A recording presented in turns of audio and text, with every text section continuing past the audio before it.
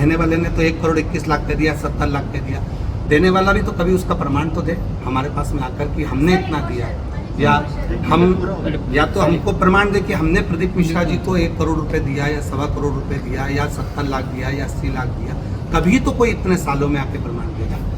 मूलतः संगीत वाले अगर आए हैं, पंडित लोग साथ में आए हैं, या टीम साथ में आई है, या आस्था चैनल साथ में आया है, या साउंड सिस्टम साथ में आया है, तो ये तो आप लोगों का भी फर्ज बनता है कि कोई आया है तो उनको आपको विदा करना। ऐसी विदाई वो लोग जो देते हैं वो लेकर समिति के साथ में हो जाता। तो कुछ फिक्स नहीं है, आप फिक्स नहीं होता कभी भी। और समिति में जो फॉर्म भरे जाते हैं वो समिति का एक फॉर्म जो कथा लेकर आता है उसको भी दिया जाता है कि ये व्यवस्था आपको करना है, साउंड आपको लगाना है, इतने भक्त आएंगे। हम लोगों की समिति जब कथा देती है तो उसमें लिखती है 1,00,000 आदमी रोज कथा श्रवण करने के लिए आएगा, आपको इतने लोगों के लिए शौचालय की व्यवस्था, उनके लिए जल पीने की व्यवस्था, उनके स्नानागार की व्यवस्था, उनके भंडारे की व्यवस्था आपको करनी है। ये तस्वीरें इस समय आप देख सकते हैं, करनाल पहुंचे पंडित प्रदीप मिश्रा आज मीडिया से मुखातिब होते हुए नजर आ रहे हैं। पत्रकारों के सामने पहुंचे हैं, बहुत से सवालों के जवाब देंगे, क्योंकि बहुत सी खबरें चल रही थी कि 1,31,00,000 रुपए कथा के लिए गए हैं, करोड़ों रुपया लिया जाता है, तो उस पर क्या कुछ बोले पंडित प्रदीप मिश्रा, सुनिए। और हमारी आप लोगों से अपील, जो भी लोग इस वीडियो को देखें, इस वीडियो को जरूर शेयर कीजिएगा।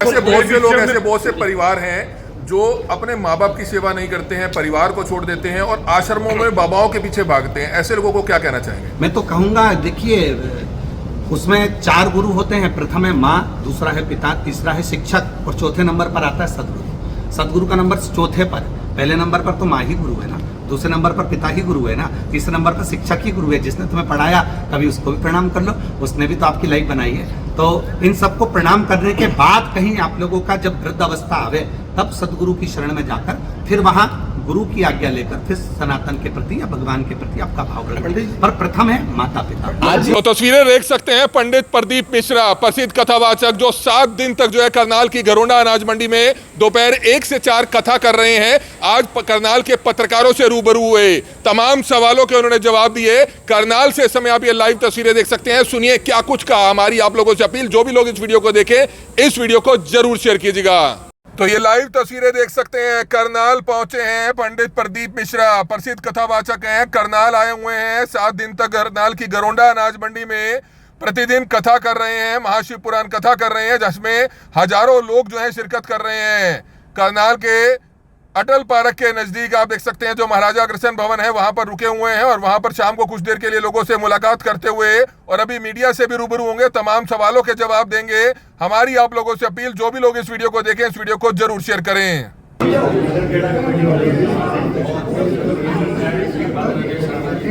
लाइन में लग जाइए।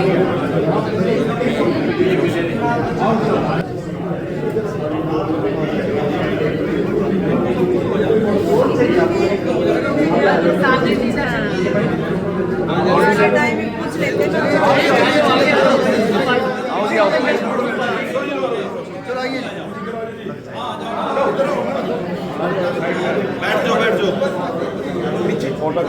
5-4 खींच ले। चलो जी, आओ बैठो।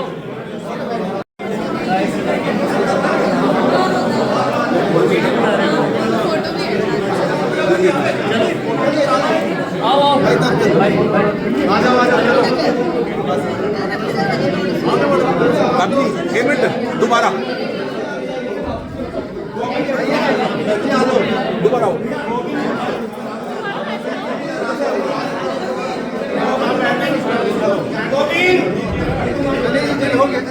आप दूसरी बार आए, एक बार आने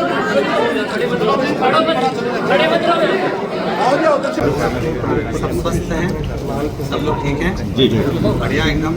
अकेले अकेले आए, सब परिवार नहीं आने दे रहे थे अंदर, ऐसा कह रहे थे मीडिया अलाउ नहीं है। नहीं, हमने कहा था मंच से कि हम लोग एक वार्ता वगैरह नहीं करते, परंतु आप लोगों से मिलने के लिए मेरे को मिलना था, क्योंकि आप लोगों ने जो जागरूकता करी है ना, पत्रकार बंधुओं ने, सोशल मीडिया ने, वो बहुत अच्छी करी। एक तरह से हर जगह पर, जैसे आज सीखना चाहिए घरोंडा के पत्रकारों से, हरियाणा के पत्रकारों से, इन्होंने जो जागरूकता दी है, ये जागरूकता हर जगह होना चाहिए। एक साधारण गरीब व्यक्ति भी आता है कथा सुनने के लिए, अमीर व्यक्ति भी कथा सुनने के लिए। पंडाल सबके लिए है, व्यवस्था सबके लिए है। आप दिल से कथा सुने, ना तो पास बेचें और ना पास खरीदें। कोई वीआईपी कल्चर मंदिरों में भी नहीं होना चाहिए। आज मंदिरों में भी यही सब चीज़ें चल रहा है कि कोई बहुत पैसे वाला आ गया तो आराम से दर्शन कर लेता है, गरीबड़ा बेचारा 2 घंटे तक लाइन में लगा हुआ है। तो ये वीआईपी कल्चर मंदिरों से, और भी धर्म के स्थान है जहाँ पर तो कहीं वीआईपी कल्चर दिखता ही नहीं है, परंतु कई स्थान ऐसे हो गए हैं जहाँ वीआईपी कल्चर के बिना तो काम ही नहीं चलता। तो ये वीआईपी कल्चर हटाने के लिए जो पत्रकारों ने एक मुहिम छेड़ी है इस घरोंडा की भूमि से, हरियाणा से, वो काबिल तारीफ है। मतलब हमको इतनी खुशी हुई है कि हम आप लोगों के लिए तो हम कहें आपको दंडवत प्रणाम भी करें तो कम नहीं। जो पत्रकारों ने एक मुहिम छेड़ी ये बहुत ज़रूरी थी। और साथ में मैं ऊपर भैया जी को कह रहा था कि आपने इतना अच्छा कार्य किया है कि हम उसके लिए पहले दिन ही हमने मंच से कह दिया। और हम लोग ये वार्ता तो हम लोगों को नहीं आती इतनी, हमको इतना बोलना नहीं आता, परंतु आप लोगों से मिलना था खास तौर से कि आप लोग जब इतने तेजवान हैं, इतने प्रबल हैं, तो आप लोगों की कलम ने, आप लोगों की वॉइस ने, आप लोगों के चैनल ने जो जनमानस को दिया, आज पूरा घरोंडा तहे दिल से आपका स्वागत करता है। जो ये कथा हो रही है ये आप लोगों के कारण हो रही है और इतने अच्छे से हो रही है। मतलब जो सारी कौम इधर उधर जा रही थी, लोग राजनीति के कारण बस सबको अपना अपना मोहरा बना रहे थे, आज आप लोगों ने पूरी कौम को एकत्रित कर दिया। तो ये एक शिव की कृपा है। तो किस तरह की श्रद्धा है श्रद्धालुओं के अंदर, किस तरह से श्रद्धा शिव के प्रति रहे। हम अपनी व्यासपीठ से हमेशा कहते हैं कि इंसान को भगवान मत बनो, भगवान को भगवान रहने दो। आज भी हमने कथा में कहा, पूर्व में भारत की भूमि पर भक्त जन्म लेते थे, आज के ज़माने में लोग स्वयं भगवान बनकर जन्म ले रहे हैं। तो स्वयं भगवान ना बने, भगवान के प्रति लोगों को जागरूक करें। हमारे यहाँ संतों की वाणी है। गुरु नानक देव जी महाराज का एक सुंदर व्याख्यान आता है कि गुरु नानक देव जी महाराज नामदेव जी महाराज के साथ में मिलकर महाराष्ट्र की यात्रा पर चले, और गुरु नानक देव जी महाराज जब एक मंदिर के सामने पहुंचे तो नामदेव जी महाराज उस मंदिर में प्रवेश करे।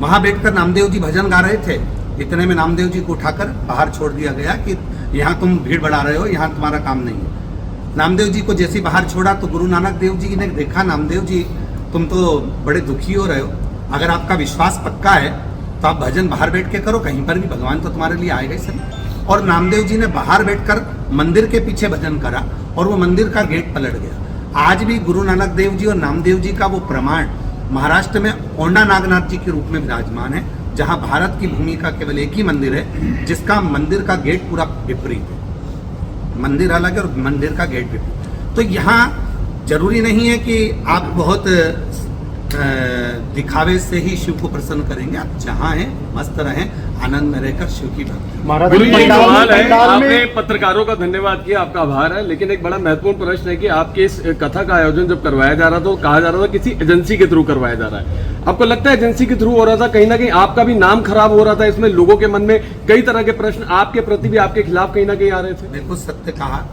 जब कथा लेने के लिए आते हैं, जैसे एक महाराज जी आए थे कथा लेने के लिए, उनके साथ 2-3 लोग आए थे। हम लोग तो ऐसा जानते नहीं, हम लोग कथा दिए, वहाँ पर एक फॉर्म भराता है कथा का, जिसके अंतर्गत एक लिखा जाता है कि आप लोग वीआईपी पास नहीं लेंगे, वीआईपी पास बेचेंगे नहीं, चंदा नहीं लेंगे, आप लोग चंदा भी ग्रहण नहीं करेंगे कहीं से, ये कथा आप स्वयं लेकर जाते हैं। जब व्यक्ति कथा लेता है तो वो कहता है कि हम लोग 5 लोग मिलकर कर रहे हैं। जैसे हमने कथा में कहा कि आप लोग 10 जीजियाँ जब आपके पास में बाबा दे रहे तब आप कथा कराओ। कर्जा लेकर या किसी से चंदा लेकर या इधर उधर से पैसा कबाड़ कर आपको कथा नहीं करना। और देने वाले को भी 50 बार विचार करना चाहिए कि हम जिसको पैसा दे रहे हैं वो क्या कर रहा है, उस पैसे का उपयोग कर रहा है नहीं कर रहा। आपने तो दे दिया, आज कितनी खुशी की बात है कि पूरी मंडी में लोग पानी पिला रहे हैं, ठंडाई पिला रहे हैं, भोजन करा रहे हैं, लंगर चला रहे हैं। तो ये आप अपने हाथों से करो ना।